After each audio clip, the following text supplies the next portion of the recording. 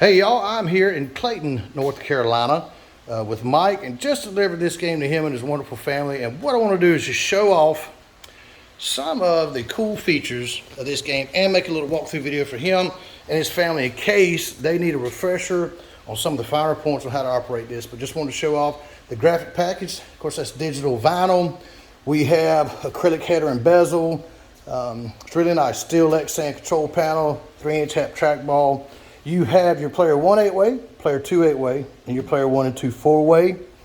We also have coin door. Inside that coin door is our 90-watt pile lamp, and it's also Bluetooth capable, which we tried out.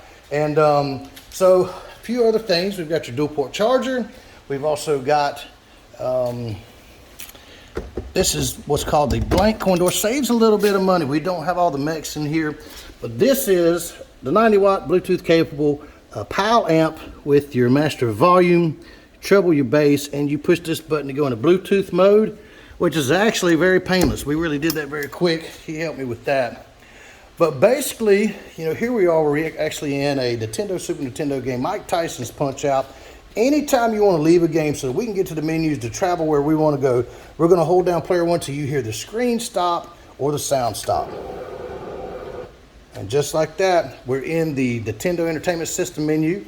You can tell we've got the control and the title here. Also shows the box, which I love the boxes from all the games.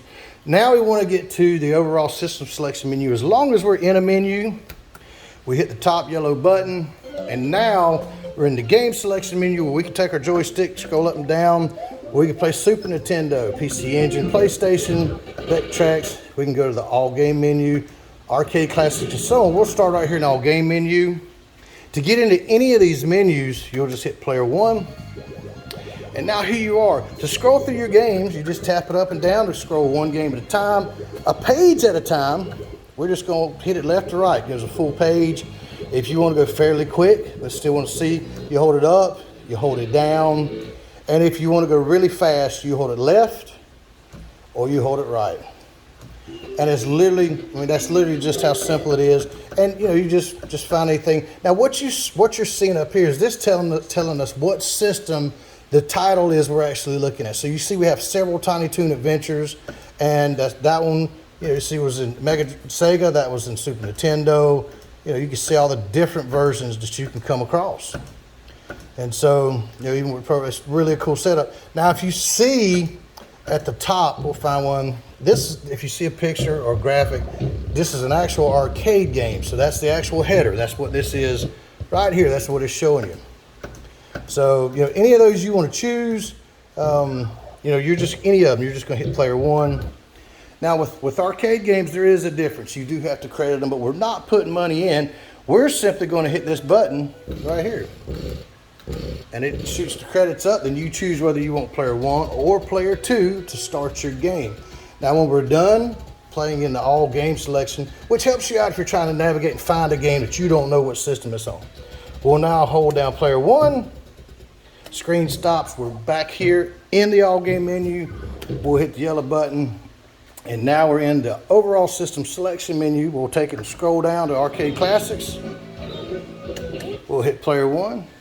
Loads in all arcade classics. There's Tetris and everything. Same process. You're just going to take the joystick up, down, left, right, whatever it is, you know, you want to do. And you know, I love to kind of show off the Street Fighters because I can actually go through and test everything while I do it. So once again, it's an arcade game. You don't have to credit console games, but this is an arcade game, so we do have to credit. Keep in mind there are a few games in this system that were 50 cents when you played, so you have to hit them a few times. We're going to load in player 1, load in player 2. We're going to get them loaded in with their things. That's how you do the 1 and 2 player games. Load in one, then load in the second one, and away you go. You're ready to go. We're just checking the player, which we've already went through and done. This is your 4-way. Now you can still use the 4-way, which is basically used for your Pac-Man, Miss Pac-Man, Donkey Kong, you know, Froggers and stuff like that. That's where that comes into play. The 8-ways do not play those so well. But we go through everything, make sure everything's working properly. We already tested your trackball. Once again, when you're done playing, we'll hold down player 1.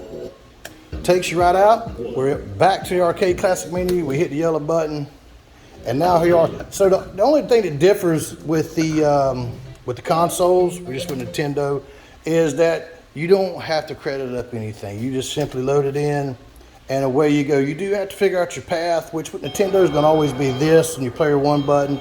You know, the other ones you may have to just do it. Sometimes you have to wait for it to go through the storyline on some of the games, but that's basically it. That's a big crash course in this wonderful looking machine that Mike purchased here for his family in Clayton, North Carolina. Y'all to get your game on, give me a call today, 843-450-0171, and get your game on like my buddy Mike here.